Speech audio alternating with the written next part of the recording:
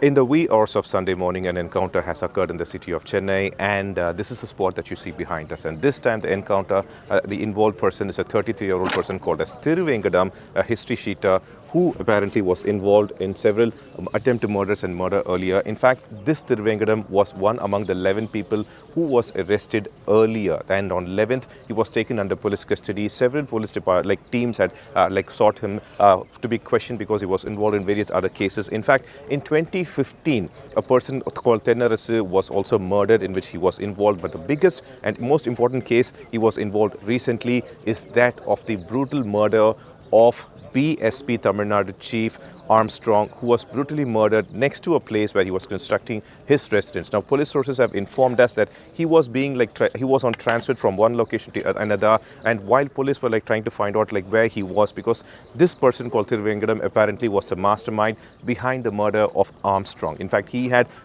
tailed Armstrong for several days to find out what he does, where at what time and what location he would be, who would be the people next to him and such. And later on that particular day of the murder, the brutal murder, Armstrong was hacked in multiple locations, especially on his head, on his arm and on his leg. We've been told that Thiruvengadam was the first person to hack him on the back and then also on this part of his ankle to make sure that he cannot escape, and only after that the other men were involved. In fact, we've also been told by the people who are close to Armstrong that two people approached him claiming that they were from a food delivery app partner, claiming that he had ordered food, and when Armstrong was distracted, this murder occurred. Now, police sources claim that he was been in this vicinity to find out where he has hidden weapons, but apparently almost 2 kilometers from this spot, he escaped in the morning around 6 a.m. and then he was traced to this particular shed over there, and inside this shed there were apparently, it's yet to be confirmed, but there were apparently